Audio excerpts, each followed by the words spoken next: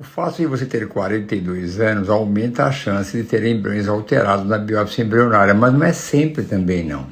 Tem um detalhe importante: quando são alterações que nós chamamos de aneuploidia, tiver um número de embriões, trissomias, monossomias, que tiverem mais essa alteração, a grande chance é ser de origem materna pela idade avançada. Mas tem algumas alterações aneuploidias que são aneuploidias parciais. É um pedaço do cromossomo que está a menos ou a mais. Esta origem pode ser sim paterna, principalmente aqueles homens que têm hábitos de vida inadequados, estão acima do peso, tem a fragmentação do DNA aumentado. Então, na grande maioria, as aneuploidias, que são aquelas que têm cromossomos a mais ou a menos, idade materna avançada. Mas se for a aneuploidia parcial, preste atenção no resultado. Se for a aneuploidia parcial, aí é quase certeza que é origem paterna. Portanto, então, para concluir, se você quiser ter certeza, converse com o seu médico. Então lembre-se bem, se for monossomia, trissomia, isso na grande maioria é origem materna, principalmente aquelas com idade mais avançada. Mas se você perceber que tem a aneuploidia parcial, segmentar, veja esse detalhe, aí a origem é paterna. Isso tem sido demonstrado com muita frequência ultimamente, principalmente depois daquela avaliação da fragmentação do DNA aumentado quando não foi tratada. E aí vem a importância de ver todos esses detalhes, pedir espermograma sempre com o exame de fragmentação. Não pode deixar passar nada. Todos os detalhes têm que ser muito bem avaliados para não ficar culpando. É a mulher. Nem sempre. Eu só indico transferência embrionária em D3 e eu faço isso com alguma frequência em situações muito especiais. Quando ela tem um antecedente de não ter nenhum blastocisto, quando todos os blastocistos anteriores eram de má qualidade, ou ela já fez outros tratamentos e ela não tem muitos óvulos, então ela quer arriscar transferir em D3. Pode ser uma possibilidade. Agora, comparar que eu prefiro um D3 ou um D6 é meio complexo. Eu tenho que conhecer o histórico dela para ver se eu passo da frente o D3 quando eu comparo com o D6. Isso é raro. Normalmente eu preferiria o D6, mas não sei qual é o caso. Mas eu transfiro sim D3 em situações específicas e tenho excelentes resultados quando for bem indicado. Tem as situações especiais, mas deve ser muito bem indicado com critérios. Eu acho uma ótima opção. Duas falhas de implantação, que investigar tudo. Aliás, já deveria ter investigado tudo. Eu não sei o que você já investigou, mas eu posso começar a dar alguns detalhes, avaliar a cavidade endometrial, se tem endometrite, ver também a parte imunológica do endométrio, ver se tem adenomiose, endometriose, trombofilia, o seu marido, se ele fez exame de fragmentação do DNA do sêmen, ver o cariótipo seu, ver o cariótipo do seu marido também. Tem toda essa lista lá no IPGO, mas tem que investigar tudo. Veja no site do IPGO o capítulo de como aumentar as chances de gravidez num tratamento de reprodução assistida.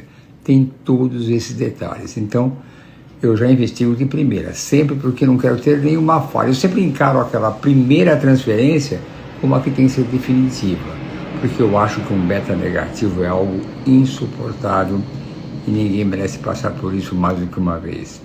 Veja os detalhes lá no site do IPGO. Que linda, minha irmã. Também com um filho lindo que você tem não poderia ser diferente, né? Você e a sua irmã também. Então esse amor é proporcional ao resultado. Um beijo para vocês todos em casa. Seu filho está sempre lindo e cada vez mais lindo. Um prazer sempre muito grande ouvir você mandar uma mensagenzinha para mim. Saber que está tudo maravilhoso, além de eu te acompanhar no Instagram. Nos dias de hoje, eu acho que tem muito pouca coisa que eu já não vi antes. Se você perguntar se eu já vi, claro que eu já vi. Mas já vi muito mais mulheres de 44 anos engravidarem e abortar. Mulheres que começaram com beta positivo, ficaram felizes e não foi para frente. E até crianças que nasceram com anomalias. Então não é uma recomendação incentivar. Tenha uma gravidez normal, tente assim mesmo.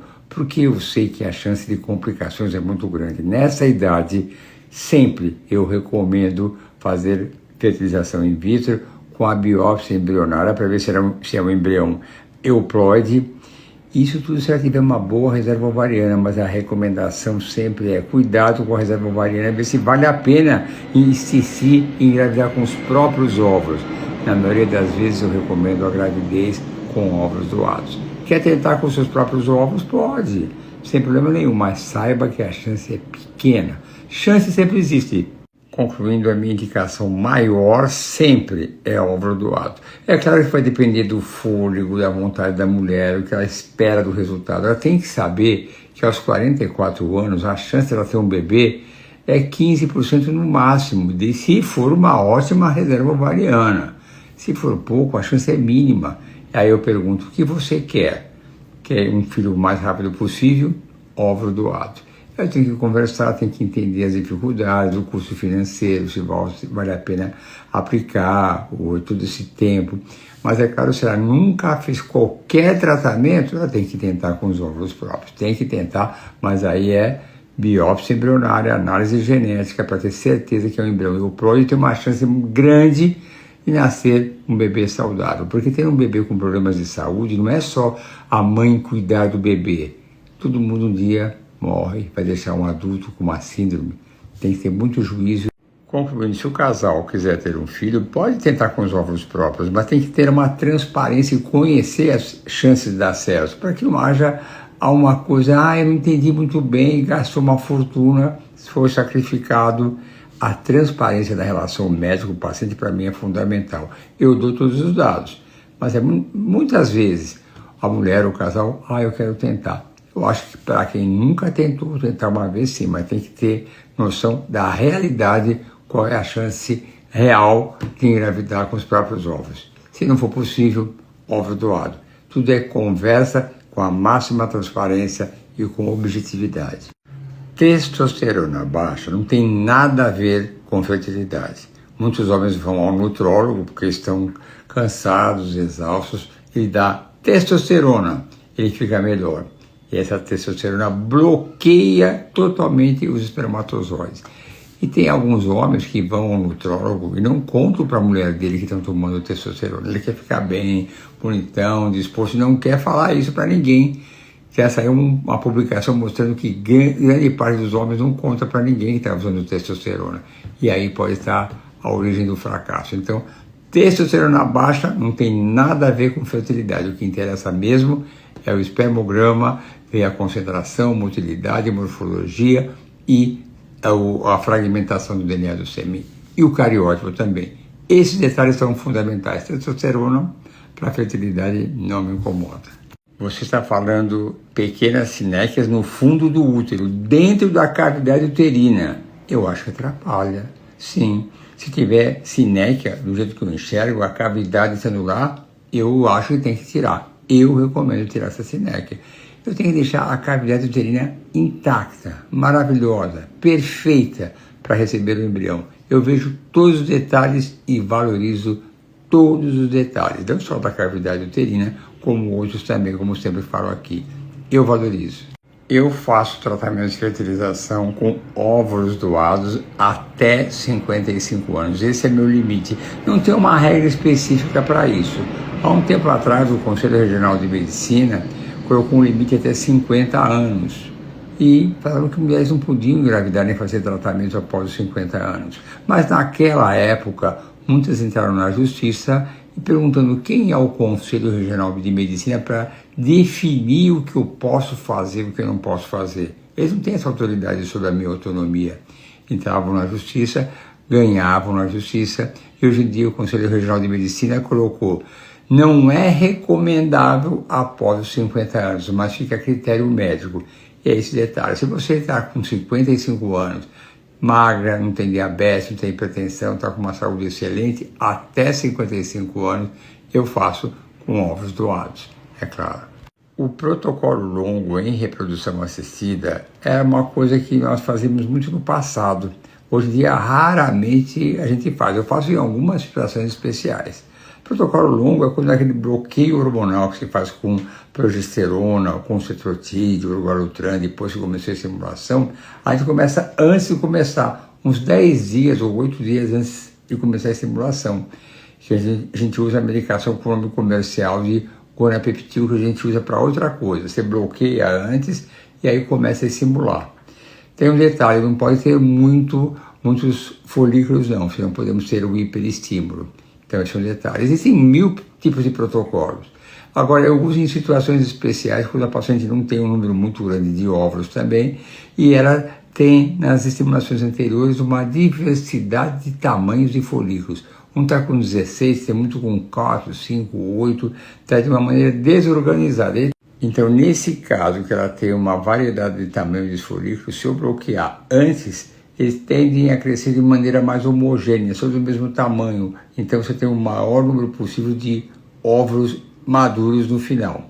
Mas não precisa ser exatamente com gonapeptil, a gente pode começar com o estradiol.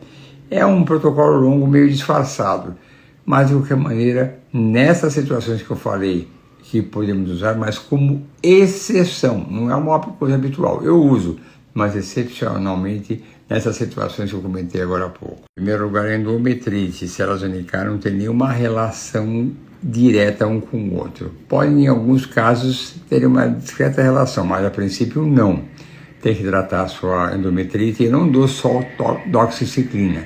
Eu junto metronidazol e o Rocefin também. E depois ainda ponho um probiótico e às vezes corticoide também, dependendo do número de plasmócitos. Mas eu acho que tem que tratar, e as células UNK, se estiverem numa proporção desajustada para ter uma boa receptividade, também tem que tratar. Mas, mais uma vez, células UNK e endometrite não tem relação. Tem que tratar, e eu não uso só a doxiciclina, eu dou mais detalhes para acabar de uma vez. Caso contrário, tem que repetir o exame e ver se realmente caiu pelo menos a 2 ou 3 plasmócitos. Aí eu considero curado. Que maravilha, as orações fizeram dar certo. Isso é muito interessante. Eu acho que a fé tem muita responsabilidade nos resultados. Já saiu uma publicação uma certa vez comparando pacientes que tinham um grupo de reza dando apoio, rezando por esses pacientes, e aqueles pacientes de reprodução que não tinham um grupo de reza. E o final de tudo é que aqueles pacientes que tinham um grupo de reza, rezando, dando apoio a essas mulheres, engravidavam mais quando comparavam com aqueles que não tinham esse grupo de reza de apoio. Interessante, né?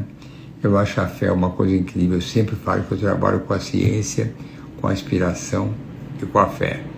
Eu sou de fé, mas uso a ciência em primeiro lugar, com toda a minha energia e a minha total destreza que Deus me deu para que tudo dê certo. Eu adoro quando me fazem essa pergunta: qual é a minha paciente mais velha que engravidou com os próprios óvulos? 47 anos. Ela teve 20 óvulos, ela tinha uma reserva ovariana maravilhosa, teve um embrião euploide, transferiu e engravidou. Foi a mais velha. E ela voltou depois de 2 anos, sabendo, eu tive um milagre, mas eu quero tentar outra vez agora com meus próprios óvulos aos 49 anos. Dessa vez não deu certo. 47 anos é perto de um milagre, acontece. Mas 49 anos para se engravidar é super milagre. Ter fé é fundamental, mas não vamos exagerar. Mas essa é a minha resposta. Essa pergunta é muito interessante. Recentemente um colega meu me elogiou no grupo, falando que eu estaria certo, porque eu faço todos os exames antes da transferência embrionária, eu não desprezo nenhum. E eu pensei que eu me sinto numa transferência embrionária dessa primeira, como fosse aquele jogo final de campeonato, que poderia acabar no pênalti e eu seria o batedor final, então eu ficaria treinando muito aquele pênalti, muito. E no dia de bater o pênalti final, que daria a vitória ou a derrota se eu perdesse, é aquele momento que eu vou transferir, que eu não posso errar. Eu tenho que ter a consciência que fiz tudo o que teria de melhor. Não quero arrependimento. Não entrou a bola, porque Deus não quis, mas eu treinei, me empenhei, eu fiz tudo o que poderia ter feito para dar certo e não deu. Eu quero ter essa consciência, não pode errar. Perdeu o pênalti, perdeu todo o campeonato. E continuando, se eu perder o pênalti, não é só o meu time que perdeu o campeonato. Eu tenho milhões de torcedores que ficariam muito felizes em a vida deles, aquele campeonato, para que eles ficassem muito felizes. E os torcedores correspondem à família do paciente, não é só a minha paciente ou marido. Às vezes está envolvido mãe, pai, sogra, todo mundo torcendo muito para aquela paciente. Então eu faço tudo o que eu puder, me dedico ao máximo porque eu quero que dê certo de primeira. Mas não tem evidência. E aí eu penso, vai esperar dar errado para pesquisar? São exames tão simples, vai custar um pouquinho a mais, perto do que custa um tratamento inteiro, é muito pouco. E o sofrimento de um beta negativo não tem preço. Eu sempre faço tudo o que eu puder para que dê certo de primeira. É igualzinho a bater o último pênalti da disputa de um campeonato importantíssimo. O exame de esteroscopia é obrigatório antes da transferência. As pessoas falam que não é obrigatório, mas para mim é. Porque a esteroscopia me dá uma certeza que aquela anatomia está perfeita. Eu faço a biópsia do endométrio, tem endometrite, tem uma alteração imunológica, eu vejo todos os detalhes, como eu acabei de falar. Todos esses detalhes são importantes. Eu faço esteroscopia e tem mais um detalhe. Quando nós temos uma transferência embrionária difícil, eu já fazendo a esteroscopia, eu sei que vai ser difícil e me preparo. E às vezes eu posso até recomendar uma anestesia, porque é um colo uterino muito complicado. Então eu facilito a minha transferência e aumento a chance de dar certo. Todos esses detalhes, deu errado porque era difícil. Por que não viu isso antes que ia ser difícil? Não viu que era um colo torto? Não viu que ele era problemático? Se tivesse feito a esteroscopia, saberia e poderia ter dado certo de primeira. São esses detalhes que eu acho que fazem uma grande diferença. Eu vou te falar uma coisa, eu já adotei como norma toda paciente que aqui eu trazo como KIRA e dou todo o protocolo do KIRA, independente do HLA-C do marido ou da doadora no seu caso. Então, eu recomendo para você, na minha experiência, na minha vivência, quem é KIRA, faça o protocolo, transfira só um único embrião e tenha certeza que você está fazendo algo que vai dar a maior chance possível de você engravidar. É assim que eu penso. Eu nem peço quando é KIRA, eu nem peço para ver o HLA-C da doadora ou do próprio marido, eu já trato. Do marido, às vezes eu peço para esclarecer, mas ir atrás da doadora eu acho desnecessário. Eu trato como fosse uma incompatibilidade, isso é, você KIRA e o seu marido C2, C2, C1, C2. Pronto. E vou tratar desse jeito para todo mundo, independente. Você tomou o seu primogênito até o dia 17 e até hoje, que é dia 23, não desceu a menstruação. Está um pouquinho atrasada, mas pode ser normal. O certo é você ir ao seu médico, ele faz um ultrassom, uma dosagem hormonal, para ver se já dá para começar. Não dá para responder assim só por esse dado. Tem que fazer o ultrassom, ver a espessura do endométrio, pedir uma dosagem hormonal, e ver se espera um pouco mais, ver a espessura, se está um endométrio secretor, se já dá para esperar um pouquinho mais, ou dar mais um empurrãozinho para menstruar logo. Tem que examinar e conhecer o caso a fundo. Achei interessante sua pergunta. Você me pergunta, após a transferência embrionária, qual a recomendação para uma paciente que é agitada?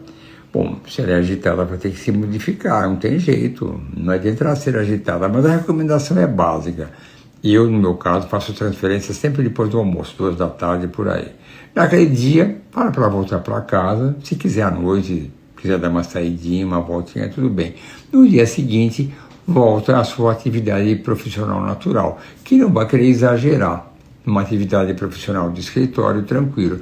Não vai querer ir na academia, fazer musculação 3 horas, ficar fazendo esteira durante 1h30, correr meia maratona, é uma questão de bom senso.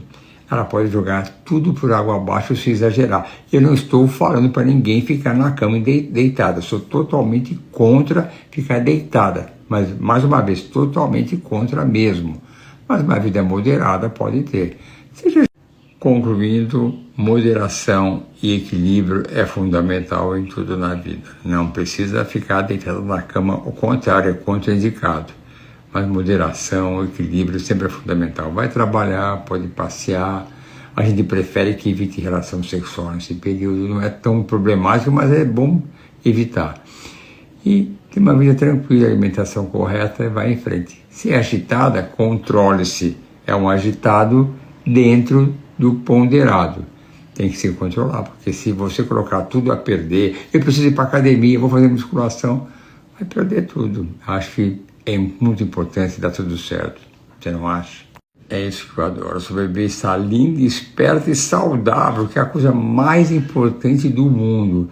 Por isso que essa ideia, eu quero uma menina, eu quero um menino, o maior presente que um pai e uma mãe podem receber é ter uma filha ou um filho saudável. E muito feliz eu estou porque você está grata a mim e toda a equipe PJ. E quando vocês colocam junto o agradecimento à equipe PJ, que são fundamentais para mim, eu fico mais feliz ainda. Um beijinho para você, para toda a família. Eu fiquei muito contente em ouvir notícias. Você me conta uma história curtinha, com várias perguntas anteriores, que você teve perdas fetais, nunca ouviu o coraçãozinho do bebê, você está fazendo exames. E aí eu vou dizer para você, é isso que você falou. Primeiro, antes de transferir os embriões, tem que fazer todos os exames. E aí você, primeiro, tem os embriões. Eu não sei como é que está a sua reserva ovariana e a sua idade em detalhes. Depois a gente trata as falhas de implantação e as causas de aborto. Então, o mais importante agora é você ter os seus embriões euploides, isso é cromossomicamente normais, para descartar essa possibilidade de causa embrionária. E depois você pode fazer todos os exames antes, como você falou, e aí você começa o tratamento no momento que estiver marcado a transferência embrionária. Algumas coisas antes da transferência, outras coisas durante a transferência, aí cada caso é diferente do outro. Mas parabéns, faça todos os exames, mas apresse a sua coleta de óvulos para ver quantos embriões. E para completar a sua pergunta, é que depois que você tiver o resultado dos embriões, antes de começar o tratamento para falha de implantação ou aborto, se você tiver um único embrião, você tem que pensar no seu planejamento familiar. Será que seria bom fazer mais coletas para ter mais embriões, para pensar no meu segundo ou terceiro filho, quem sabe? Aí essa é uma conversa que o médico deve ter com a paciente, para que o marido também participe das metas e objetivos para ter a família. Então, tudo isso deve ser conversado sempre, com detalhes para a paciente, para que não haja arrependimentos. Poxa, se eu soubesse, teria tido mais um embrião no passado para ter o segundo filho, já ganhei o primeiro, o tempo passou, minha reserva piorou, eu estou mais velha. Planejamento familiar deve ser feito bem no começo, antes de tudo, sempre. A sua pergunta é extremamente interessante. Você comenta que você tem 43 anos, um antimileriano de 0,9, 8 folículos ventrais, um orçamento para FIV limitado. E me pergunta se o que deve fazer, fazer um ciclo completo com biópsia ou 2 sem biópsia. É extremamente interessante porque você fez uma conta orçamentária perfeita. Se você gasta com biópsia na primeira tentativa, você não vai ter dinheiro para fazer a segunda. E aí você pensa, como eu vou investir para ter a maior chance de engravidar? O problema é que você tem 43 anos e ter um embrião aneuploide é uma grande incidência. E eu imagino também que por mais saudável que você seja, por mais boa vontade que você esteja querendo arriscar ter um filho com problema, eu já imagino que vocês vão morrer um dia, é a realidade de todos. E podem deixar um adulto com problemas. No seu caso, com 43 anos, mas a minha recomendação seria fazer análise genética, porque a incidência de aneuploidias aos 43 anos é muito alta. Você pode, inclusive, abortar também, tem que fazer curetagem. Eu entendi a sua dúvida, acho totalmente pertinente, mas mesmo assim eu recomendaria fazer com análise genética. E olha que eu não sou nenhum fanático por biópsia embrionária, mas aos 43 anos eu sou. E aí, se o orçamento é apertado, não der, menos risco é importante. E no futuro, se for o caso, se não tiver mais óvulo, faz com óvulo doado. Sei que você não gostou dessa parte, mas é pura verdade. Mas eu recomendaria fazer com biópsia embrionária. Eu acho prudente. Boa pergunta também. A produção de óvulos, no verdadeiro sentido da palavra, não muda, mas a onda folicular varia de mês para mês. No mês, aquela paciente que tiver um antimileriano, por exemplo, de 1,5, ela tem 8 folículos. Tá bom. Ela veio com 3 folículos, tá pouco, então aquela onda folicular foi ruim. Então vamos deixar para o mês que vem. E veio uma onda folicular que teve 12 folículos, tá ótimo, não deixa para depois não. Então, se você tiver uma baixa reserva ovariana, às vezes eu espero 2, 3, até 4 meses para ver qual o melhor momento, a melhor onda folicular que vale a pena investir. Até 4 meses eu acompanho para ver qual o melhor momento. Mas o ovário é sempre o mesmo, mas a onda folicular variável faz parte da natureza do organismo, é normal. E pegar o melhor momento é fundamental. Em primeiro lugar, obrigado pelo te adoro. Depois você escreve aqui, 2 meses de Monjaro para emagrecer. Tudo bem? Parar 2 meses antes. Perfeito, 2 meses antes da TEC, perfeito. É bom? Prejudica a gestação? Não. Você está perfeita. É assim mesmo. Se tiver uma indicação para Monjaro, eu não vou entrar nesse detalhe, porque hoje em dia eu acho que quase toda a população usa Monjaro. A regra é essa. 2 meses antes para, e aí pode transferir sem nenhum risco. Vá em frente que você está certíssima. Bem afiada, sabe tudo. E mais uma vez, obrigado pelo Te Adoro. Um beijo, um bom fim de domingo para você. A transferência embrionária envolve vários detalhes. Pode ser uma transferência embrionária em ciclo natural, natural modificado ou com medicamento. Então não são só os remédios. É o momento certo de analisar o uso de maneira corretíssima, a espessura do endométrio, ver antes da transferência a receptividade do endométrio, que pode dificultar quais os problemas tem que ter. E aí a transferência é algo técnico, que o médico tem que conhecer, ter habilidade naquele momento de passar aquele catéter flexível com a maior suavidade possível. A bexiga não precisa estar cheia, no meu modo de entender, porque eu transfiro com bexiga vazia sem problema nenhum. Conhecer bem a anatomia da paciente e aí tudo vai bem com a ajuda divina, sempre. São só esses detalhes.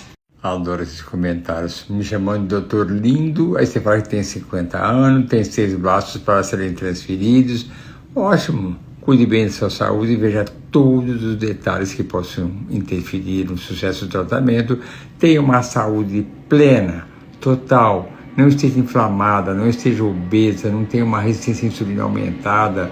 Cuide bem da sua saúde para ter uma transferência linda, maravilhosa, uma gravidez perfeita, uma chance mínima de eclâmpsia, hipertensão, diabetes gestacional, tudo isso. Cuide bem da sua saúde com muita fé que tudo vai dar certo. Mais uma vez, obrigado pelo doutor lindo. A cada dia que passa, quanto mais o Embrioglu, mais eu estou concluindo que é uma opção muito interessante. Nossos resultados sempre foram muito bons quando eu comparo a padrões internacionais com outras clínicas, são excelentes. Eu sei disso, quem me conhece sabe. Mas com o Embrioglu, a princípio ficou melhor ainda. Estou ficando já um adepto contumaz do uso do Embrioglu. Eu recomendo, acho uma opção interessante. Ele costuma ser um pouco mais caro, o que é acrescentado na transferência embrionária pelo laboratório. Mas eu acho que é uma boa ideia. Pior não é, ou ele é igual ou melhor. Eu estou com uma tendência de achar que ele é melhor. E logo de primeira já faço, porque eu quero sempre, já falei agora há pouco, fazer o melhor que eu puder de primeira.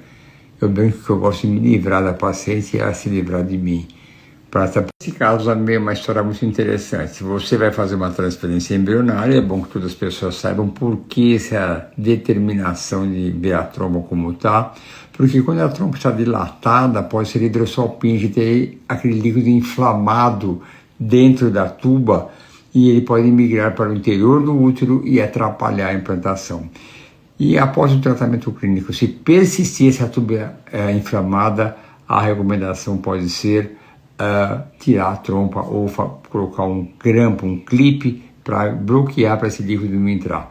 Então nós vamos fazer uma histerossalpingografia, ou se for o caso, fazer o raio-così, que é algo muito sofisticado também, para ver se está dilatada e tem chance de migrar esse líquido para o interior. Caso contrário, se estiver dilatado, é cirurgia. Ou tirar a trompa, ou põe um clipe, mas tem que bloquear. Caso bem interessante, eu adoro esses desafios, tomar decisões importantes. Então, continuando a sua pergunta, que você vai fazer um raio-x para ver como está a sua tuba dilatada. Se ela estiver normal, mantemos a sua transferência em janeiro. Se não estiver normal, temos que rever isso. Então, tem que estar, como eu sempre falo, já falei hoje várias vezes aqui, tem que estar tudo perfeito para termos a máxima segurança que tudo vai dar certo. Olhem só o detalhe dessas perguntas. Sexta-feira estaremos aí para a transferência, para a realização do grande sonho. Meu netinho. Conclusão, é a mãe, ou melhor, a avó futura, é que está ansiosa ou mais que a própria mãe. Mas eu adoro ver também Eu adoro ver as mães das pacientes. Elas sofrem tanto pelas filhas que não conseguem engravidar naturalmente, elas sofrem tanto que muitas vezes eu me sensibilizo mais com a própria mãe que com a filha. Aliás, tem uma história recente que eu comentei aqui, eu vou comentar outra vez daqui na próxima resposta. Essa história aconteceu a semana passada e aconteceu hoje outra vez, uma paciente que teve um único óvulo. Eu fiz 2 coletas hoje, uma teve um óvulo, um só, e a outra paciente teve 11. A que teve um óvulo ficou eufórica, felicíssima, contente, porque nunca tinha tido antes um óvulo. Interessante isso. E essa semana que passou, eu fiz uma coleta e a paciente teve um único óvulo. Ela está praticamente, quase que na menopausa, não tem 0,00 alguma coisa. Na primeira coleta ela tinha um folículo e não teve nenhum óvulo. E a mãe ficou tão triste, tão chateada, aquilo me sensibilizou, mais que a minha própria tristeza por ela não ter tido um óvulo tão importante, uma paciente solteira, e para ela é muito importante e relativamente jovem. A mãe fez uma carinha tão chateada, aquilo me sensibilizou.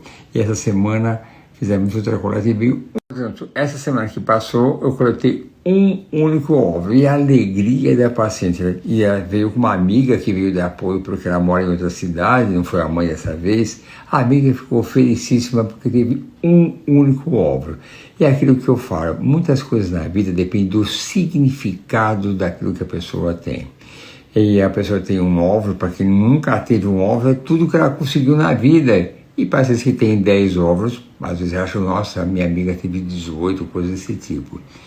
Conclusão, tudo na vida depende do significado. É como se chega para uma paciente e fala, sua trompa é ruim, vou tirar a trompa, aquilo incomoda. Ela fala, não tira a trompa, põe só um clipe, porque a trompa tem um significado muito grande para ela, ligado à feminilidade. Isso eu estou supondo, depende de cada uma. Então, isso eu brigo muito com cirurgiões. Cuidado com o significado de tirar um pedaço de um órgão. Aquilo pode ser muito traumático. Eu vou te falar uma coisa. Dos detalhes que me incomodam na medicina são os laudos de imagem. Quando vem uma adenomiose incipiente, inicial, focal, pode ser isso, pode ser aquilo, tudo em cima do muro e não muda em nada. Há uma endometriose, discreto espessamento no ligamento interossacro. Não viu nada. Tudo isso é muito complicado. Mas quando vem um diagnóstico de adenomiose incipiente, eu trato. Eu trato por pouco tempo, mas eu trato.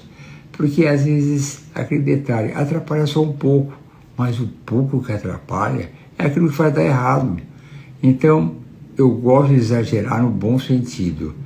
Não é porque atrapalha pouco, mas é o pouco que atrapalhou que está negativo. Então, trata direitinho, não despreze nada. Se o radiologista escreveu isso, ele que tem a consciência. Mais uma pergunta boa. Você quer saber se logo no primeiro beta positivo eu já reduzo a dose do Utrogestan? Normalmente não. Eu doso a progesterona junto com o beta-HCG. Se tiver uma concentração ideal no sangue, tanto de progesterona como estradiol, eu mantenho a mesma dose. Se estiver muito alto, eu abaixo. Se estiver baixo, eu aumento. Eu só começo a reduzir a dose da progesterona a partir da 8ª semana, quando já vejo batimentos do coraçãozinho. Se tiver uma dose boa, a concentração no sangue de progesterona e estradiol, eu reduzo devagarinho até 12 semanas. Eu vou com cuidado. Eu não tenho essa pressa não, mas eu costumo dosar estradiol, progesterona e até o TSH da tireoide na fase lútea, que eu faço de rotina. Se tiver boa, ideal, eu não mexo. E depois da 8ª semana, aí pode ser. Logo na primeira consulta, eu peço as sorologias para os pacientes. Se elas não tiverem imunidade para essas doenças, hepatite, sarampo, rubéola, por exemplo, eu converso com ela e já entro com a vacina. Para a hepatite, posso entrar de imediato. Para a rubéola, o importante é que não posso fazer transferência após até 3 meses da vacina. Sarampo, idem. Mas a importância da vacina está mesmo antes da transferência embrionária. Então, se ela vai tomar vacina para a rubéola, por exemplo, eu posso fazer a coleta de óvulos antes e tomar vacina, não faz mal nenhum. Mas antes da transferência embrionária, eu sempre faço, e o tempo de espera para a transferência vai depender do tipo de vacina que a paciente vai receber. Tudo, sempre assim. Esses detalhes são importantíssimos. Não foi exatamente uma orientação, ou foi uma discreta posicionamento só sobre uma transferência embrionária mais complexa, que eu já mostrei aqui, pela técnica de Towaco, que é um catéter transmiometrial, que é uma coisa muito rara de ser feita. E eu tenho esse vídeo, ela telefonou, falou com o Dr. Rogério da clínica, e eu tenho esse vídeo dentro do meu Instagram, que é uma transferência que foi linda mesmo. É um catéter específico e raro de se ter, que ele passa pelo miométrio e põe diretamente dentro do útero, para casos complicados, difíceis, como o dela que ela tinha. E foi só essa orientação, mas foi o Dr. Rogério que falou mais com ela, usando o meu vídeo, e eu soube, o Rogério me contou que ela agradeceu a mim e ele também, mas nem tem que agradecer, porque na verdade eu uso um vídeo que eu mostro para todo mundo uma transferência bem sucedida, uma técnica muito específica que poucas pessoas conhecem e tem uma suplementação. O ideal mesmo, 1 mês e meio, 2. As nutricionistas adoram 3, 4 meses, não acho necessário, mas 1 mês e meio, 2 é útil, porque o óvulo que é produzido hoje, o seu recrutamento começou há mais ou menos 1 mês e meio atrás. Então 1 mês e meio é excelente. Em cima da hora ajuda um pouco, mas não ajuda tanto quanto começar antecipadamente. Pois é, a transferência é amanhã. Aqui vão minhas recomendações. Dormir cedo, com tranquilidade. Acorde amanhã, faça uma alimentação leve. Eu estarei totalmente concentrado, dedicado, com muita fé, com muita energia, para que tudo dê certo, como sempre eu faço, como sempre eu falo. É aquele momento fundamental que tudo tem que dar certo. Eu sei exatamente a trajetória de cada paciente, as dificuldades, o que passou, exames, ultrassons, são tantos detalhes que angustiam tanto, tem que dar certo, é mais do que merecido. Mais uma vez, vão dormir bem, em paz com o mundo, que tudo vai dar certo se Deus quiser. Estarei atento a todos os detalhes. Até amanhã. Que pergunta maravilhosa. Até quanto de fragmentação o Alzheimer dá conta? Uma excelente pergunta. Eu vou dizer até 30%, chega até 30%. Normal até 16%. Até 30% o Alzheimer dá conta.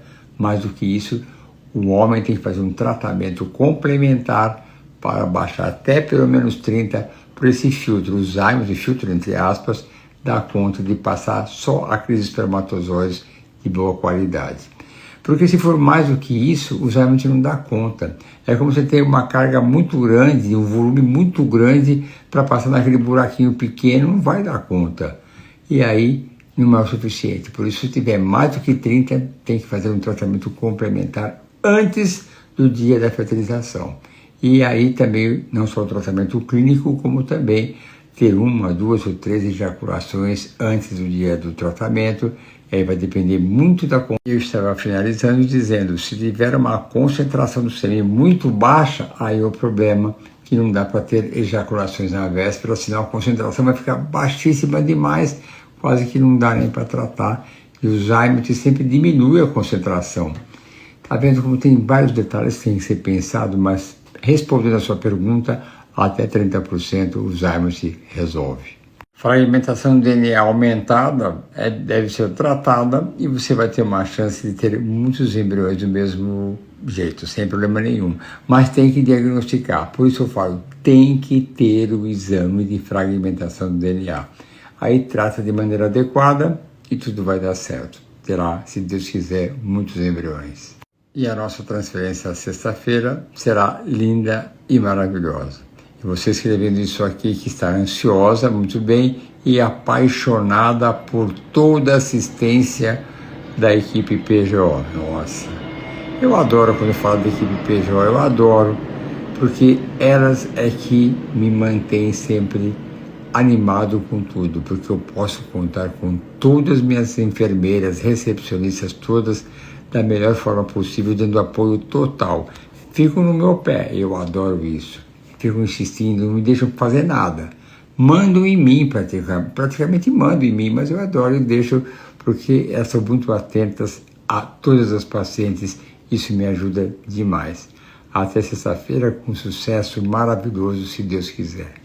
Quando você fala em endometriose, tem que ver todos os detalhes que envolvem a doença. Qual o grau de comprometimento? Está comprometendo os ovários, as tubas, o intestino? Qual o grau de inflamação que tem o seu organismo? Uma gravidez natural não é impedida pela endometriose, mas depende do grau de comprometimento. Se estiver obstruindo as tubas, por exemplo, não dá para engravidar naturalmente. Se você estiver com dores lancinantes, tem que se ponderar qual a sua reserva ovariana, será que é melhor operar? Então não dá para responder com mínimos detalhes nessa minha resposta aqui. Tem que conhecer bem o caso, mas eu posso garantir que a endometriose é uma doença inflamatória, não tenho dúvida nenhuma, e atrapalha. E como lidar com essa doença inflamatória vai depender do grau de comprometimento da doença nos seus órgãos. São sempre os detalhes que envolvem o sucesso de um tratamento. Eu acabei de comentar isso com uma paciente minha que vai fazer transferência amanhã. E a recomendação que eu dou para você é a mesma: dormir cedo. Em primeiro lugar, tem que confiar no seu médico em todas as recomendações que ele deu para você. Tem que sentir-se segura. E depois, durma cedo, tenha uma alimentação leve amanhã, vá tranquilamente, com muita fé e segurança que tudo vai dar certo, seguindo todas as orientações que o seu médico der para você. E acredite nele, acredite que tudo que ele fizer vai dar certo, com muita fé, com muita alegria, concentrada, acreditando que tudo vai dar certo. E o mais importante é seguir rigorosamente a prescrição do seu médico. Nem sei quem ele é, mas eu tenho certeza que ele sabe o que está fazendo. Muita fé, que tudo dê certo para você. Relação sexual antes da transferência embrionária não tem problema nenhum. Tem alguns casos específicos, dependendo da resposta imunológica do seu endométrio. Preste atenção, você fez uma avaliação imunológica do seu endométrio, não sei se você fez ou não. Mas se você tem um endométrio hiperreativo, não é uma boa ideia ter relação sexual junto com o momento da transferência embrionária. Mas se ele for hipoativo, pode ser até uma boa opção, recomendável ter relação sexual. Depois da transferência embrionária, o ideal é não ter relação sexual até pelo menos o momento do beta-HCG positivo. São essas as minhas recomendações. Você está há 6 meses tomando neo-decapeptil e há 3 meses não menstrua e você tem um mioma. Foi por esse motivo que você está tomando o neo-decapeptil, que é um análogo do GnRH. Perfeito, é isso que ele faz. Você não menstrua porque não produz hormônios e seu mioma vai atrofiando e diminuindo. É claro que não vou discutir aqui se é uma boa indicação desse tratamento para você ou não. Isso não é uma coisa do médico, eu mesmo uso muito pouco, eu prefiro já operar de uma vez. Mas é uma opção, você não está menstruando porque você está bloqueada, que é o efeito esperado do neo-decapeptil.